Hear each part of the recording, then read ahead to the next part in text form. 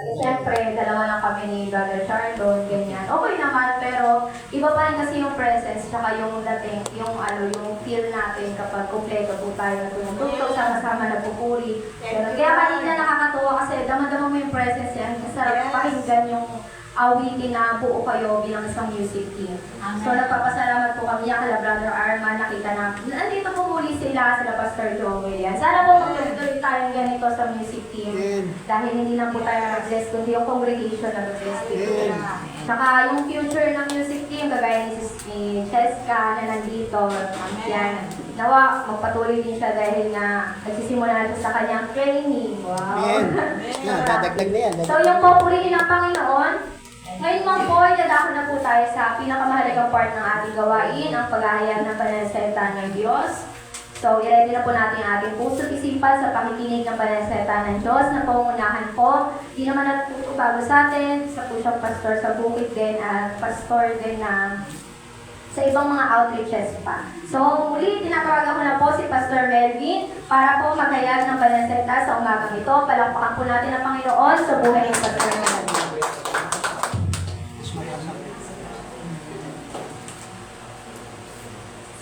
Sa mapagpalang umaga po sa bawat isa. Amen. Mabuti ang Diyos. Amen. Muli po, isang pong kagalakan na makasama at makita po kayo ulit ngayong araw dito. So, salamat po sa Panginoon. Mga kapatid, samahan po ninyo ako na buksan ang ating mga Biblia sa aklat ng Lucas.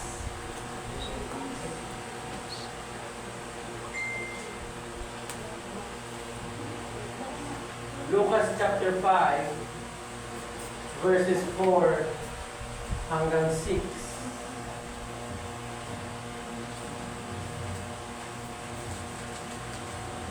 Nakita na po ba? Amen. So tayong lahat po ay tumayo bilang paggalang sa salita ng ating Panginoon at sabay-sabay po ninyo, sabayan po ninyo ako sa pagbabasa ng salita ng ating Panginoon. Lucas chapter 5, verses 4 hanggang 6. Ang sabi po diyan,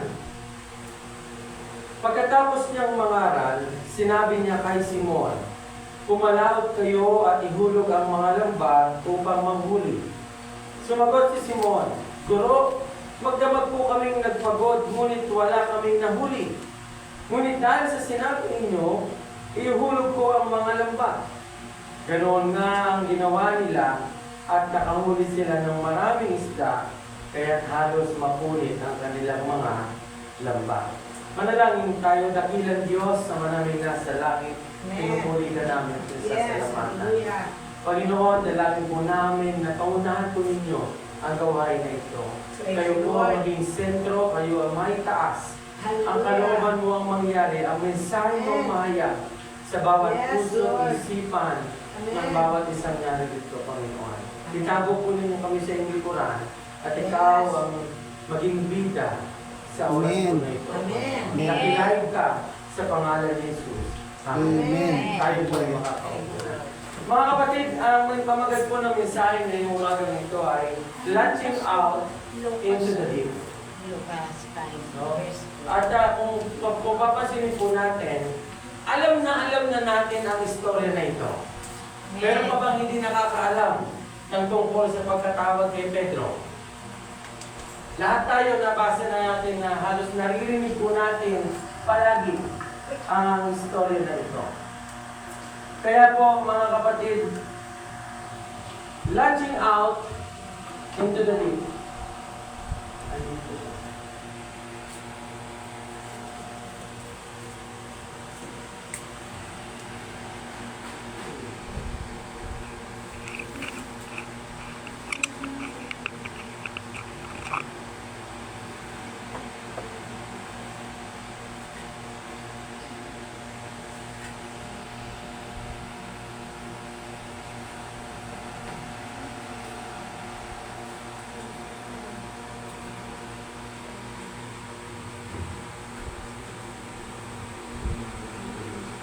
Launching out into the deep. Trusting God for greater things. Mga kapatid, ito pong pangyayari nito ng pagkatawag kay Pedro ay nangyari po ito sa lawa ng Genesaret. Ito siya ngayon. This is the latest image. No? At ito ay tinatawag din ngayon na the Sea of Galilee o dagat ng Galilea. At dito po sa lugar na ito mga kapatid, ang pangingisda dito, karaniwan na ginagawa overnight, gabi o madaling araw. Dahil napakahirap po ng mangisda pag may liwanag. Dahil po dito, sa dalampasigan na yan, malamig. Malamig po ang tubig dyan at nandoon yung mga isda. Kaya sa lugar din na yan, ay pinuntahan ni Jesus si Simon, si Pedro. At doon ay inutusan po siya ni Jesus na pumunta sa laot, pumunta sa malalim na bahagi ng lawang ito. Alam niyo po ba kung anong oras yun? Pamilyar po kayo kung anong oras yun? Sila Pedro po at ang kanyang mga kasamahan ay galing lamang sa laot, kakabalik nila. So marahil sila ay umalis ng hapon o gabi, at bumalik sila kinabukasan ng umaga na o mga tanghali na. So normally, ganun po ang mga ginagawa ng mga isda. Kaya nung sinabihan siya ni Jesus na pumalaot, pumunta sa malalim, hindi po ito gabi o madaling araw. Tinik na po ang araw. O nasa umaga hanggang tanghali tapat na. Kung saan, napakahirap manghuli ng isda. Kasi sa liwanag, nagtatago po ang mga isda. Kapag tag-araw o sa tuwing umaga, tanghali, kasabay liwanag, ang mga isda ay lumalawi mas pailalim. Amen. Mas malalim. Ayaw nila sa mas mababaw. Pero pagdating sa gabi, sila po ay lumalawi sa mababaw. Si Pedro po ay isang eksperto. Saan? Sa pangingisda. He is a professional fisherman. Buong buhay niya siya isang mangingisda. Kaya kung lahat ng palibot diyan, lahat ng sulok diyan, alam niya na yan. Anong oras, saan lugar, kailan, paano siya makakapanghuli ng isda. Diyan po sa dagat ng Galilea. At konting background po tayo, sinasabi na itong dagat ng Galilea noon ay pagmamayari ng emperador ng Roma. At dito sa syudad dito sa Galilea, meron pong isang hari. Ang pangalan niya ay si Haring Herod Antipas. At dito sa Galilea na ito, sa dagat na yan, alam niyo ba na wala ring libre dyan? Kung sa panahon natin ngayon, isang katutak ang tax, noon din.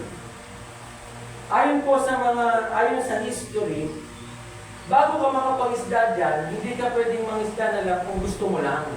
Wala pong kalayaan ng mangisda sa lugar na yan. Bakit? Kailangan mo muna humingi ng permit.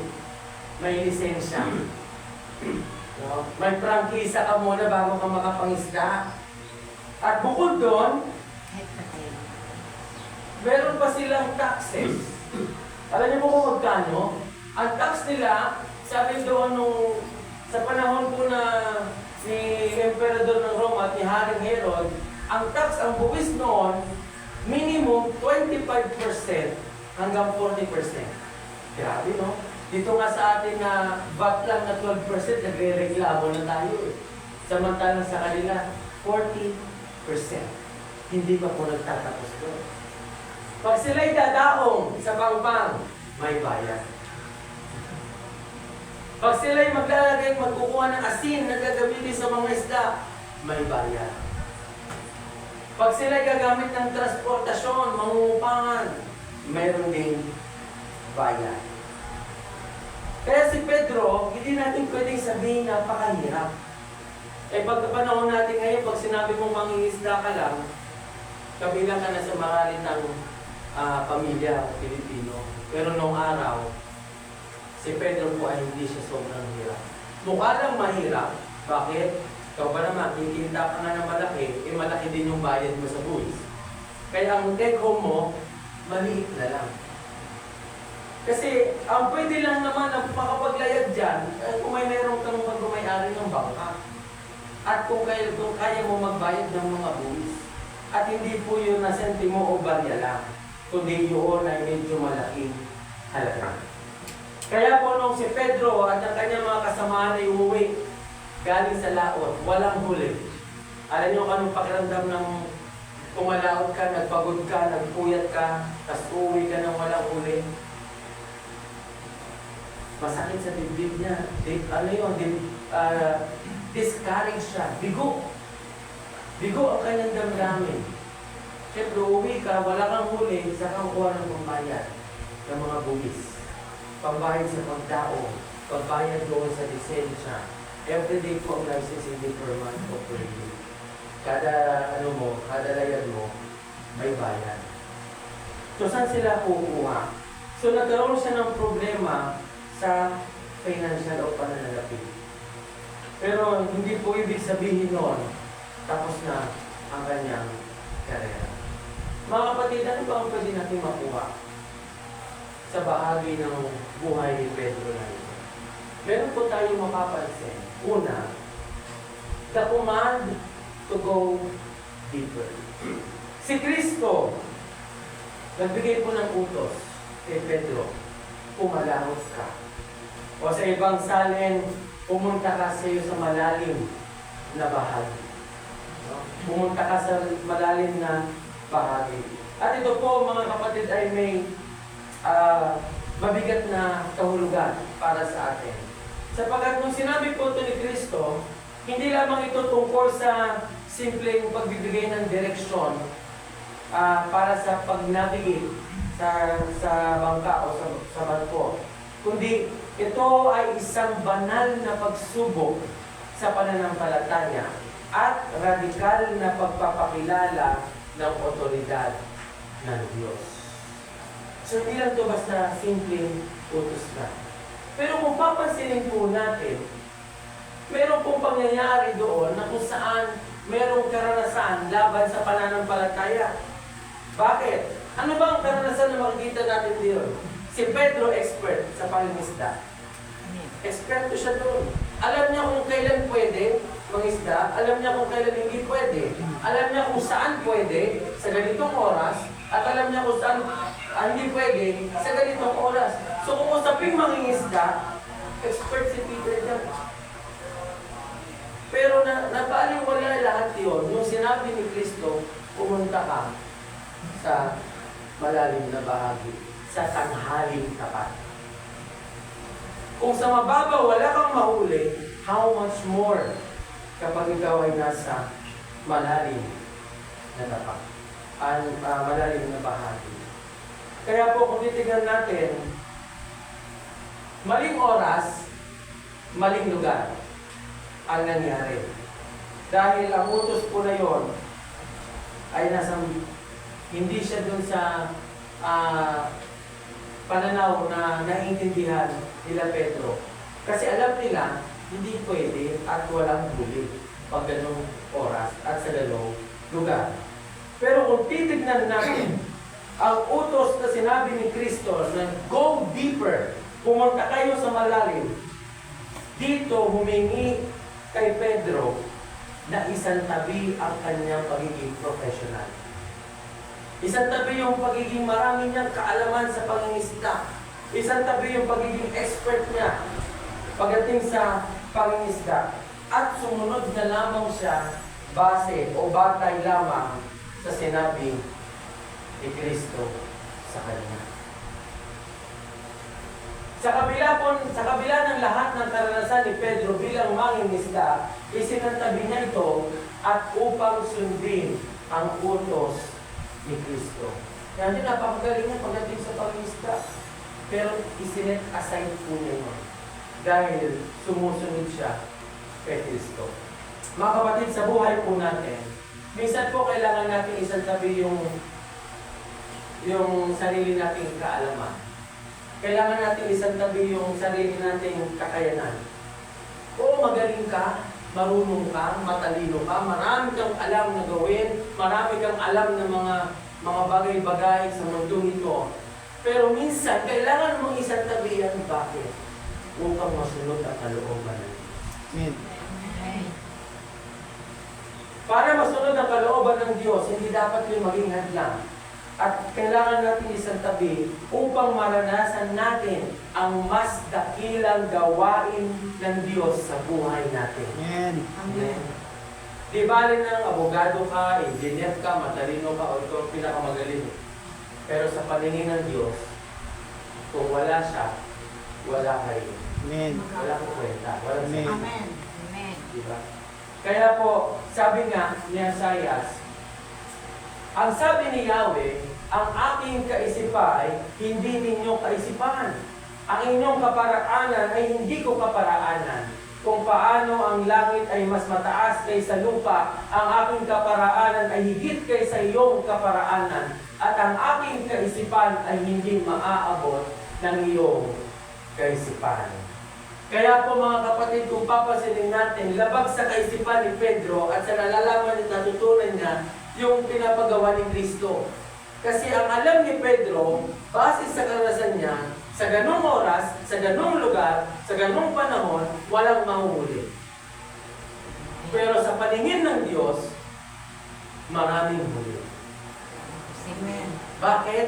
Kasi nga, yung nakikita natin, yung natutunan natin, yung kaalaman natin, masigit pa doon yung alam ng Diyos. Amen. Kaysa po sa atin. Amen. Mga kapatid, ang dakuman, ang utos to go deeper ay nagpapakita na ang himala at tunay na pagbabago ay hindi nangyayari sa mababaw na bahagi ng buhay pananampalataya. Amen. Gusto mong lumago? Magpakalalim ka sa pananampalataya. Gusto mong maranasan ang himala at pagbabago ng buhay? Umalis ka sa mababaw na bahagi ng buhay pananampalataya. Kaya po sabi ni Kristo kay Pedro, go deeper. Hindi niya sinabi, pumalawad ka doon para makita mo yung maraming isda. Wala pang gano'n eh. Ang utos lang niya, pumunta ka doon sa malalim. Just go deeper. At nung sumunod si Pedro, doon po niya naranasan ang himala ng Diyos sa buhay niya. Amen. Mga kapatid, ito po ay paalala sa atin. Don't settle sa mababaw na pananampalataya. Magpakalalim pa po tayo. Amen. Amen. Marami pang kayang gawin ng Diyos. Amen? Amen. Marami pang kayang ihayag ang Diyos. At marami pa siyang himala na pwedeng magawa sa bawat isa sa atin sa lugar na ito. Ngunit mararanasan lang natin yon kapag pumunta tayo sa malalim na bahagi ng buhay pa natin. Amen. Amen. Kaya huwag kang magtataka kung bakit parang wala namang nangyayari sa paglilingkod ko. Parang wala namang direksyon yung ginagawa kong ministry. Nagsisimba naman ako tuwing linggo. Kumahati naman ako ng lahat ng gawain. Pero bakit parang walang improvement? Baka kasi ayaw mo magpakalalim. Mas gusto mo na nandun ka lamang sa mababa na bahagi. Hiningi ni Jesus kay Pedro ang isang pagsunod na may kasamang sacrifice. Ano po ang sacrifice? Yung pagod na si Pedro. Mula sa magdamag na pagtatrabaho sa pangingisda, pagod na siya. Hindi po biro mangisda. Ayaw sa mga na mayroon po kayo din sa mga mangingisda. Ayaw kay kapatid. Saan nga po kayo galing probinsya? Mindanao. So alam ko doon, ang pangingisda ay natural livelihood ng mga tao doon. Hindi biro mangisda. Nakakapagod ang mangisda.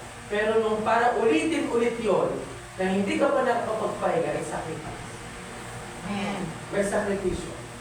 Kaya nung ginawa po ni Pedro ang utos ni Kristo, may sakripisyo. Ang kalaliman ang naging tagpuan kung saan nagwakas ang pagtitiwala ni Pedro sa sarili niyang galing. At nagsimula ang kanyang buhay bilang isang tagasunod ni Kristo.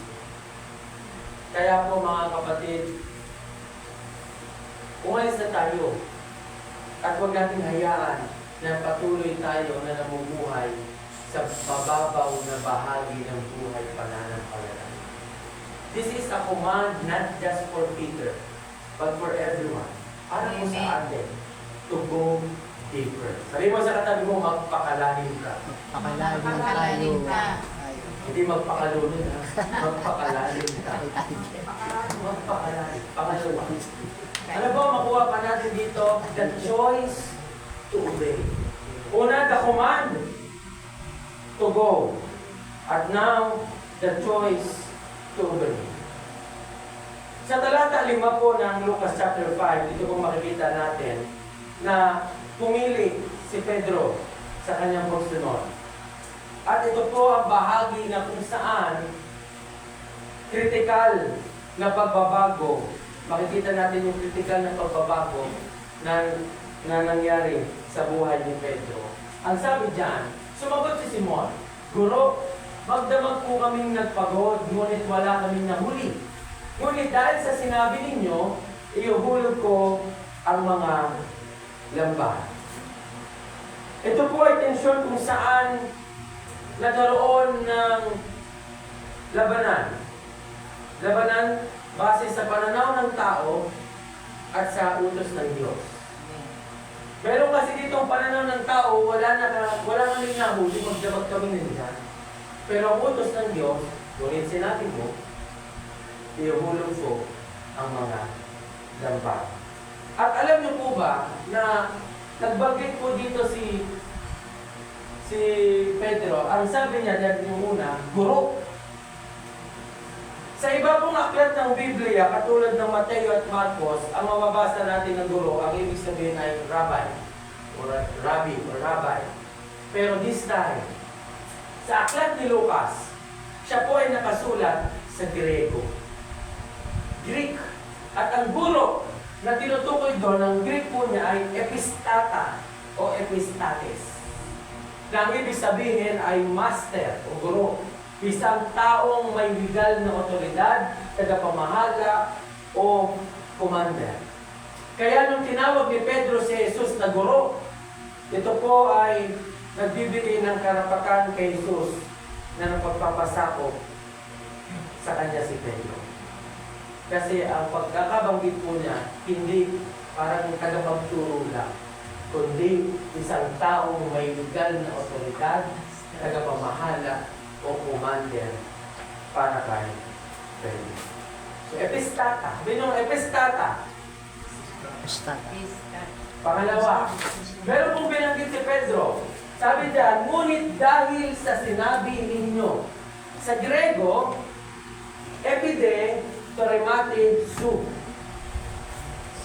Epide toremati su. At ang salita pong ginamit dito ay rema. Narinig niyo po ba salitang rema? Lalo, lagi ko po narinig ang salitang rema. Ito ay isang partikular buhay at binigkas na salita sa isang tiyak na sandali. Kaya po dito, sa pagsunod ni Pedro, ipinapakita nito na yung direksyon at yung pagsunod niya ay nakatali mismo sa personal na utos na binitawan ni Kristo sa kanya. Nagkaroon sila ng personal na pag-uusap. At yung utos na binigay ni Kristo ay personal, nag-rema. Nagkaroon ng rema kay Pedro. Kaya mahalaga na makita po natin kung ano ang turing ni Pedro kay Kristo. Kasi pinili po niya mag-obey. Ang katwiran ng tao laban sa pagsunod. Nanonood ka ng impeachment ni Bibi Sara, mga political analyst dito. Mga marami tayong political analyst. At binanggit doon ay human argument. Ewan ko lang kung narinig ninyo. But there are times na may isang abogado na nagkaroon po siya ng human argument. At dito makikita po natin, ano ba yung katwiran ng tao sa bahagi ng sinabi ni Pedro. Sabi ni Pedro, Guro, magdamag po kaming nagpagod, ngunit wala kaming nahuli. Yan ang pananaw ng tao. Yan ang nakita at naranasan ni Pedro. Bakit? Alam niyo po si Pedro, pagod na siya. Stress niya yan kasi walang huli. Walang pambayad ng mga kailangang bayarin. Sa kabila ng kanyang pagiging eksperto, na maraming kaalaman tungkol sa pangingisda na pwede niyang magamit habang siya'y nangingisda, pero wala pa rin siyang huli. May mga paraan po kasi yan sa pangingisda, hindi ba? Pag wala kang huli, may iba kang strategy. Yung iba nagpapalit ng pamain, yung iba nagpapalit ng lokasyon, yung iba naman kung ano-ano mga paraan nila para lang makahuli. Pero marahil, ginawa na nila Pedro yun, pero wala pa rin silang huli. Pero tingnan po ninyo, yan ang katwiran niya. Ano naman ang pagsunod ni Pedro? Ang pagpili ni Pedro na sumunod ay nangangahulugan, mga kapatid, na handa siyang magmukhang katawa-tawa sa harap ng kanyang mga kasamahan. Alam niyo kung sino yung mga kasama ni Pedro? Mga kapwa niya professional sa pangingisda niyo. Lahat yung buhay na nila pangingisda.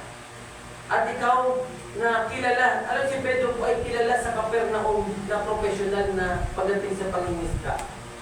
At ikaw bigla kang papalaot ng tanghaling tapat.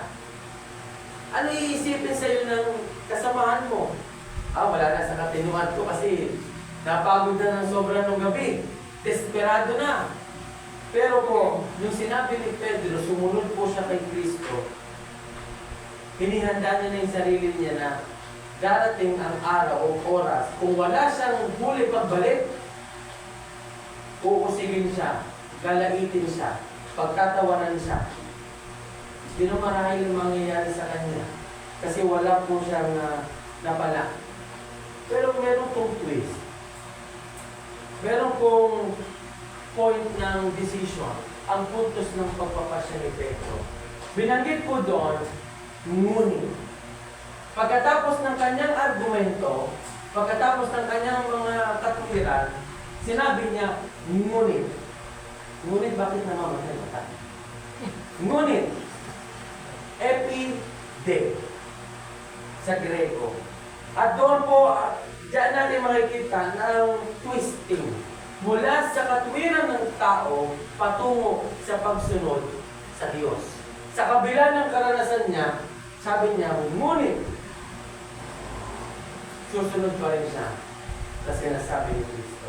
Alam niyo po, ang pagsunod ni Pedro ay nakabatay sa relasyon at kusa at aktibong pagsunod. Bakit po nakabatay sa relasyon? Si Pedro po ay kilala na ba niya si Jesus bago pa man dumating si Jesus sa kanya Diyos sa dalampasigan? What do you do? Kilala na ba niya? And I will answer, I will supply the answer, yes. Kilala na po ni Pedro si Jesus. Bakit? Ang talata natin na sa chapter 5.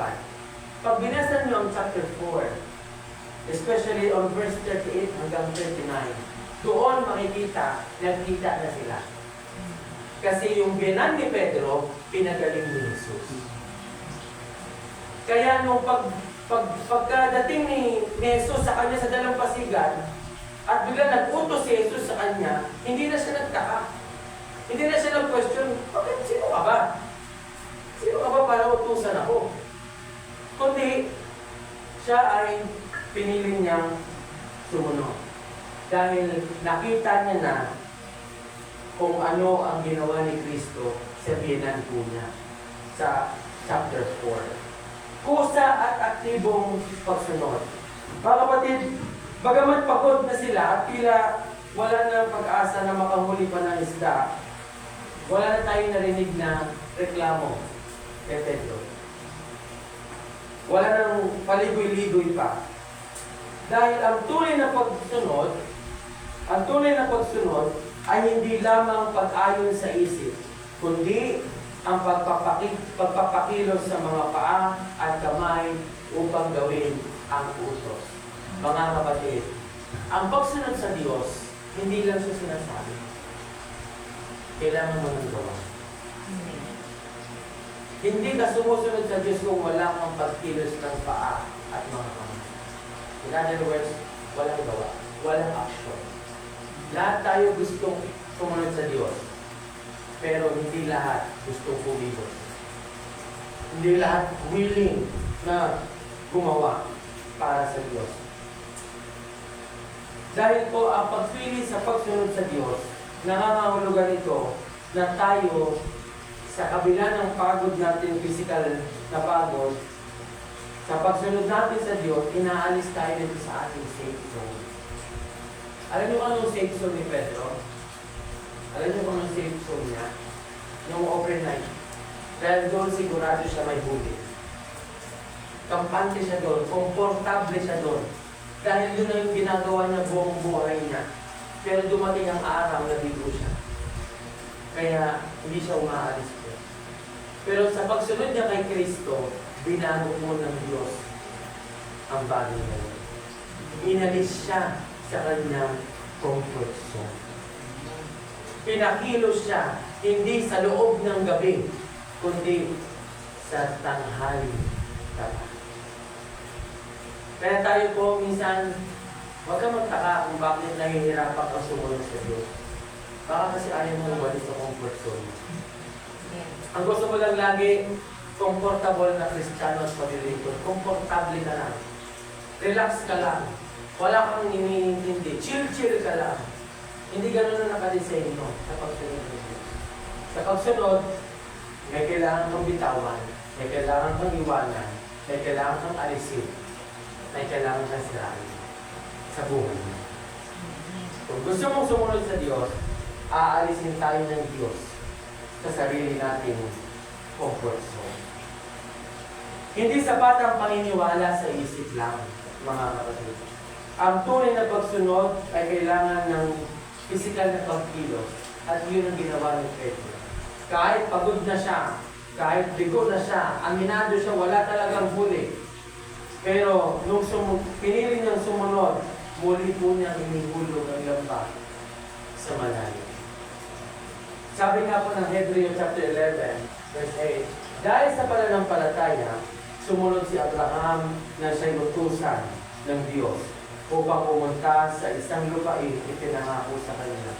Sumunod nga siya kahit hindi niya alam kung saan siya pupunta. Sumunod nga si Pedro kahit hindi niya alam kung may mahuhuli ba siya o wala. And that is faith. Yan ang pagsunod na mayroong pananampalataya. Kaya umaga, ang daming sinubok ng ulan. Susunod ka ba na suungin ng ulan, makapagsimba lang? O sasabihin mo, next time na lang. Susunod ako, Lord, pero next time na kasi maulan. Maulan, asal ulan. Kaya kung kanina po, medyo na-link kasi ang start sa bukid. Dahil, kaya po, ang pagsunod po natin, nawa, kahit hindi pa natin nakikita ang resulta, basta sinabi ng Diyos, sundin mo. Amen. Amen. That is faith. Faith obedience. Pangatlo, the courage to trust. Mga kapatid, ang pagsunod kay Kristo, kailangan mo ng tapang. Kailangan matapang ka. Matapang ka ba? Amen. Depende, Pastor. Pagka hindi kaya, atras. Pag kaya, sunod. Pero hindi ganun ang pagsunod. Ang pagsunod, atapang na tao. Sino yung nagsabi ng atapang na tao? Sino? Sa history ng Pilipinas, atapang na tao, di Andres Bonifacio. Andres. Atapang na tao. Kailangan natin ng tapang na magtiwala sa Diyos. Katulad ng ginawa ni Pedro. Kahit alam niyang nabigo na siya, kahit alam po niya na maraming maaaring sabihin yung mga tao sa paligid niya, kung wala siyang mapapatunayan o wala siyang madadalang huli pagbalik, kahit alam niyang pagod na siya, pero nagkaroon siya ng tapang na magtiwala sa sinabi ni Kristo sa kanya, kaya siya sumunod. Ang problema sa atin ngayon, ang duduwag po natin sumunod sa kalooban ng Diyos. Karamihan sa atin nahihiya kung anong sasabihin ng ibang tao. Sasubukan niyo na bang magdala ng Biblia sa palengke? Maglalakad ka sa palengke, galing kang simbahan, hawak-hawak mo ang Biblia. Nasubukan mo na ba magbasa ng Bible sa pampublikong lugar? Habang break time mo sa trabaho, sa eskwela? The problem is, wala tayong lakas ng loob na gawin. Bakit? Nag-aalala kasi tayo kung ano sasabihin ng ibang tao pag nakita natin.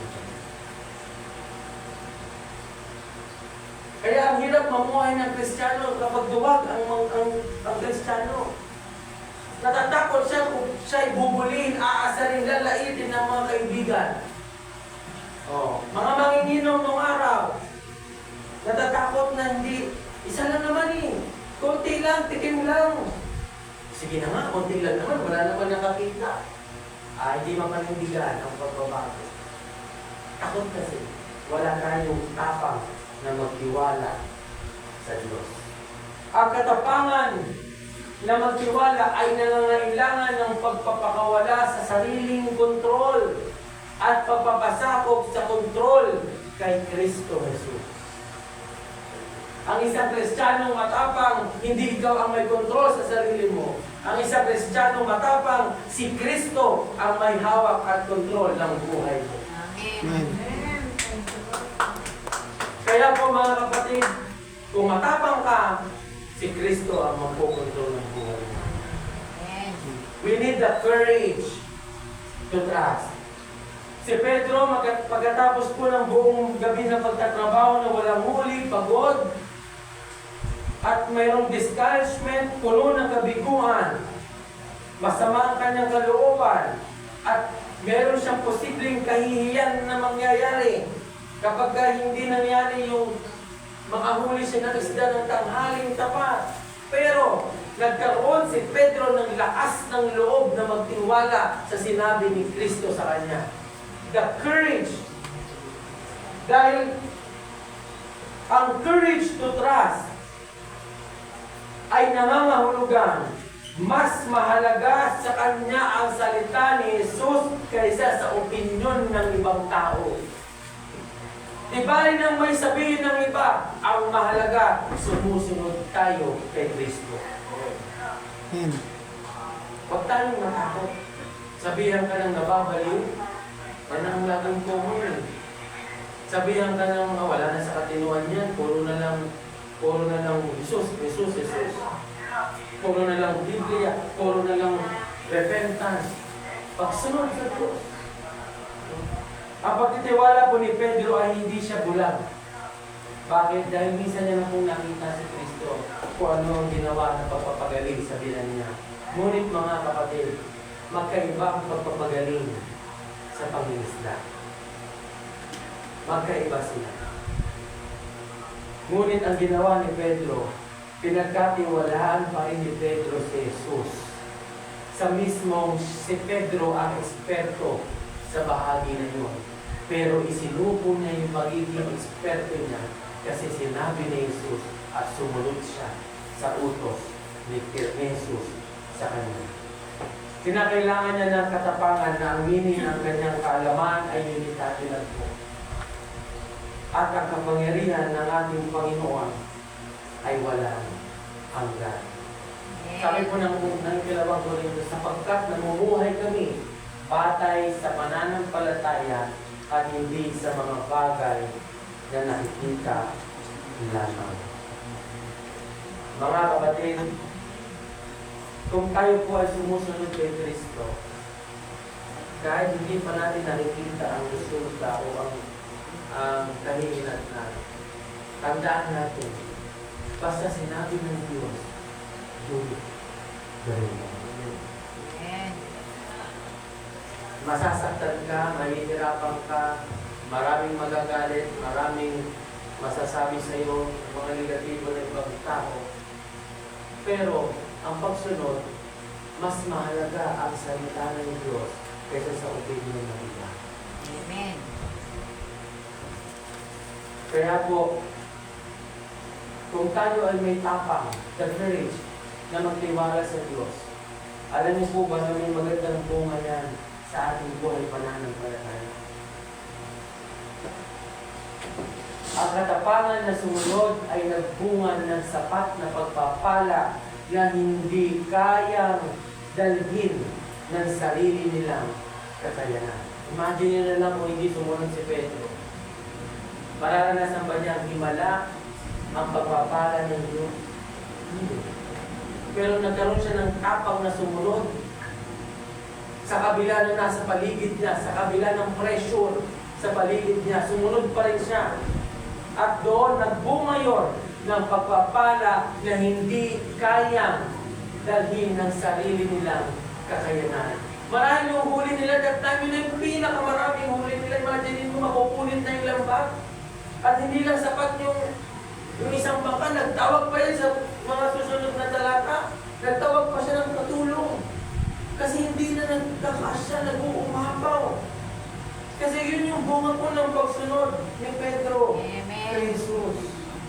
Sa kabila po ng kanyang ginagawa, sa kabila ng kanyang kapaligiran.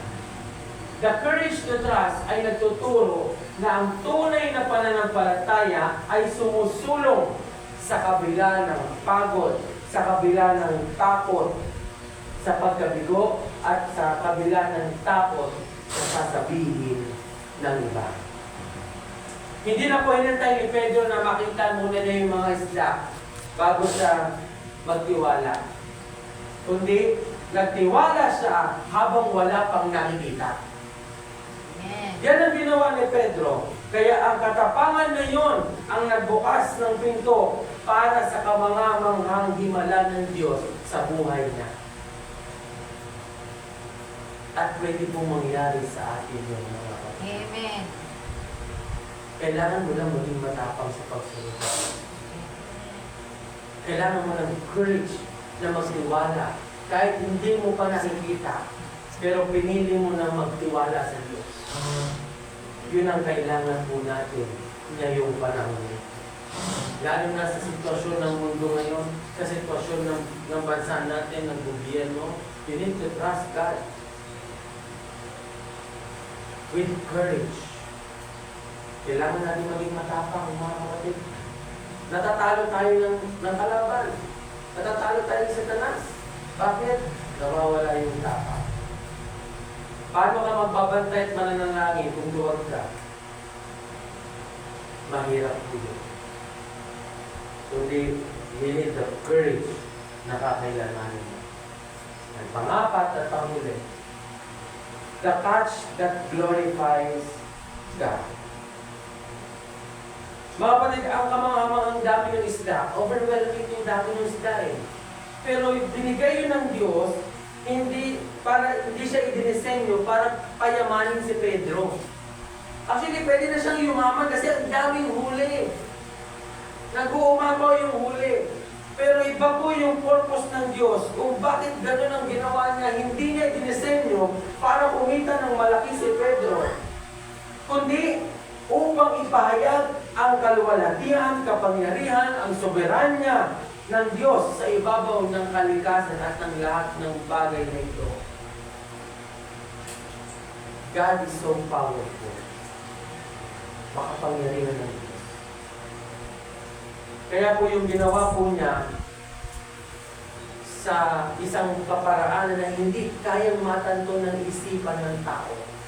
Dahil ang kaluwalhatian ng Diyos, mararanasan mo niya sa pamamagitan ng mga imposible sitwasyon. Yung wala ng paraan maisip ang tao, pero ang Diyos napakaraming paraan para matulungan tayo. Sa kasaysayan po ng mga Hudyo, sa history ng Diyos, ang sino man na kayang kumontrol sa mga hayop, sa mga isda, o sa kalikasan, sa kasaysayan po nila, ito ay tanda ng presensya ng pagiging creator, lumikha. Now, which is yun ang ginawa ni Kristo sa kanila. Ang tagpong ito ay nagluwalhati sa Diyos dahil sa ginawa ni Jesus, na kung saan mayroong isang bagay na hindi kayang maipaliwanag ng siyensya imposible sa pananaw ng tao. Ang ginawa po niya, pagtitipon ng maraming isda sa kalagitnaan ng katilikan ng araw. Kaya nga, mula sa kawalan, tungo sa kasaganaan. Wala na si Pedro. Pero nung siya'y sumunod sa Diyos, naging masagana yung kanyang pamuhuli na isda. Magkaiba po ang gabi na walang huli at ang tanghali na napuno ng huli. At ito ay nagpapakita na kung saan hindi pwede angkinin ni Pedro o i-attribute kay Pedro ang pagpupuri sa sarili niya. Kasi hindi niya kayang gawin yung ginawa ni Kristo sa kanyang pangingisda. Kaya ito ay katunayan, ang Diyos lamang ang tanging dahilan ng tagumpay. Amen. Hindi para sa negosyo, kundi para sa kaharian. Hindi po ito para magtayo pa ng mas malaking kumpanya o kumita ng malaki si Pedro, kundi ito ay para ipakita ng Diyos sa kanila ang kaluwalhatian ng ating Panginoon. Na kung saan, yun ang nagdala sa kanila sa isang malaking bagay at desisyon ng buhay nila. Ano po yun? Iwanan ang lahat. Sa talata 11, doon nakasulat, iniwanan po nila lahat at sumunod sila kay Kristo. Dahil nakita na nila, naranasan nila ang kaluwalhatian ng Diyos sa buhay nila. Mga kapatid, ipinapakita po nito na ang tunay na layunin ng pagpapala ng Diyos ay hindi upang itali tayo sa material na bagay. Hindi ka pinagpapala ng Panginoon para lang mag-focus sa blessing. Hindi ka pinagpapala ng Diyos para lamang sumagana, yumaman, gumanda ang buhay, umayos, kundi pinagpapala tayo ng Diyos upang ipakita na si Kristo ay mas mahalaga kaysa sa anumang pagpapala at ibinibigay niya sa atin. Kung wala pong Kristo, walang Diyos na nagpapala sa atin, wala rin tayong blessing na makukuha at matatanggap. Kaya po, mga kapatid, the touch that glorifies God ay nagpapakita na kapag ang tao ay sumunod sa rema o salita ng Diyos, sa kabila ng pagod at takot, ang resulta ay laging lumalagpas sa natural na kalkulasyon.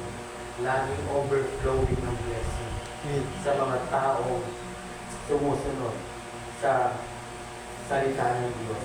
Siya ang nagmamay-ari ng lawa, siya ang nagtuturo, naguutos sa mga isda, at siya ang nagpupuno sa ating mga kakulangan.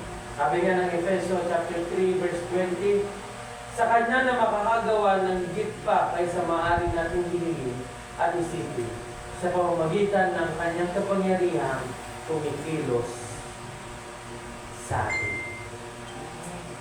Mga kapatid, you are blessed. Not because gusto ng Diyos sumagana ka, but you are blessed so that you will glorify God. Pinagpapala tayo para mapupurihan pa natin ang Diyos. Hindi dahil humiling ka, hindi dahil mayroon kang prayer request, nagsikap ka, magaling ka, hindi. Kundi para po yun, ibalik ang kapurihan sa ating Panginoon. Amen. Sa akin, ang pagtulak na malalim na bahagi o dancing opportunity ay hindi lamang isang pagbabago ng ilumasyon. Kundi ito po ay isang radikal na pagpapakawala sa sariling kontrol.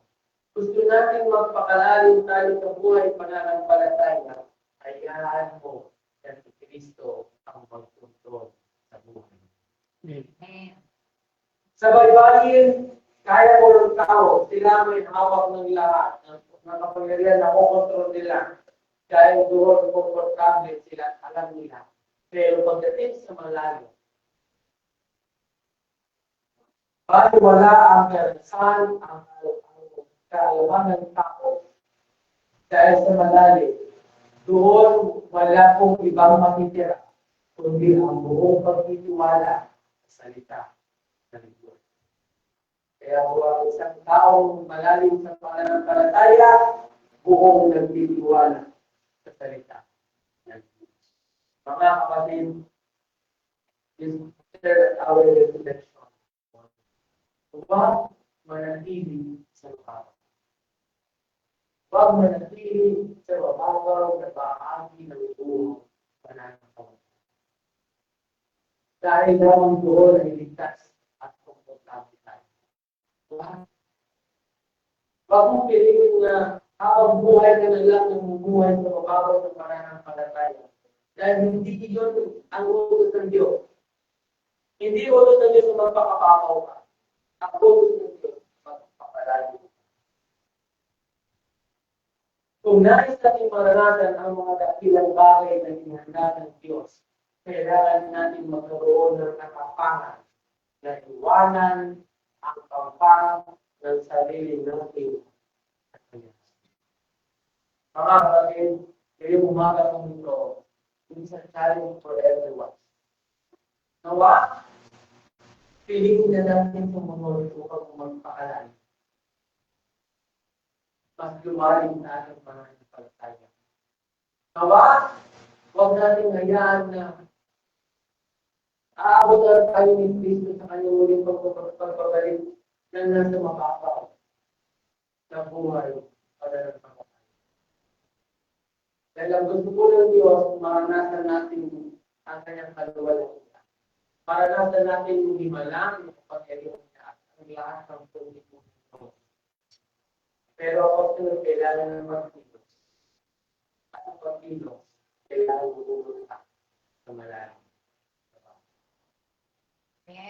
Kaya po kapag sinabi ng Panginoon sa ating pumunta ka sa malalim, o magpakalalim ka, ano ang pinakamatalinong sagot?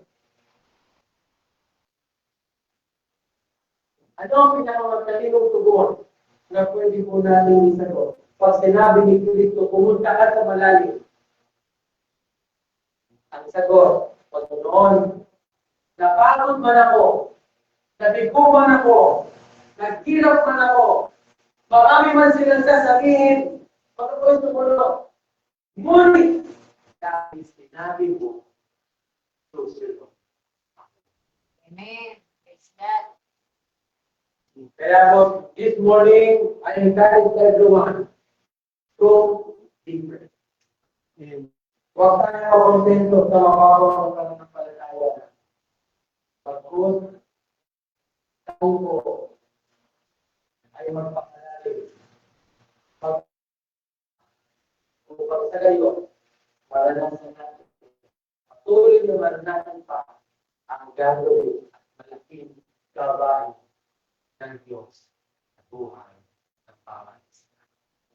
Okay po.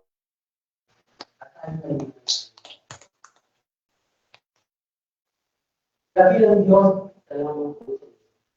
Salamat sa pagtuturo at pagpapaalala sa amin. Na kailangan pa namin mas lumalim pa. Kailangan namin sumunod sa Panginoon. Katulad ng iyong utos kay Pedro, go deeper. Panginoon, nawa ang aming puso't isipan ay magkaroon ng umpisa to go deeper. At hindi nawa kami patuloy na mamuhay sa aming mga comfort zone. At kami hindi patuloy na mamuhay sa aming mababaw na bahagi ng buhay pananampalataya. Panginoon, tulungan mo kami magpakalalim pa sa aming buhay pananampalataya. Nais namin maranasan ang himala. Sa katulad ng paralan mo kay Pedro, nais namin maranasan ang kaluwalhatian ang kapangyarihan mo. Tulad ng paralan mo kay Pedro. Ngunit, Panginoon, kailangan namin ng radikal na pagbabago ng aming puso at isipan. Kailangan namin magpakalalim mo, Diyos. Kailangan namin magtiwala ng lubos at magkaroon pa ng tapang na sumunod sa iyo, Panginoon. Hindi na balik kung anong sasabihin ng iba. At kinabalik mo ang opinion ng iba. Ang mahalaga po dahil sinabi mo, Diyos, susunod po ang ganito. Kaya nawa yung umaga nito, Diyos, tulungan mo ang babalik sa amin. Nawa aming puso at isipan na ganoon ng passion and desire to go deeper, to choose to obey, to have the courage to trust you, God. At naman yung aming mga papapalan natin, pero Panginoon, ikaw ang makapulihan dito, hindi kami. Amen. Dahil, Panginoon, ano man ang kakayahan namin, magaling man kami sa mga bagay-bagay, pero walang silbito kung walang Kristo. Amen. Sa aming buhay. Nawa o Diyos, patuloy po kayo ng pagkakas. Patuloy ka na mamuna, Panginoon. Patuloy ka na mangusap sa buhay ng bawat isang narito. Ikaw o Diyos ang magbigay ng utos.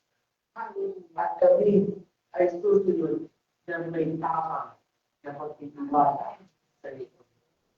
Kakilahin ka, Panginoon. Salamat sa iyong biyaya, salamat sa iyong mga salita. At salamat, Panginoon, sa pagkakataon mo rito. Sa pangalan ng aming Panginoon. Amen.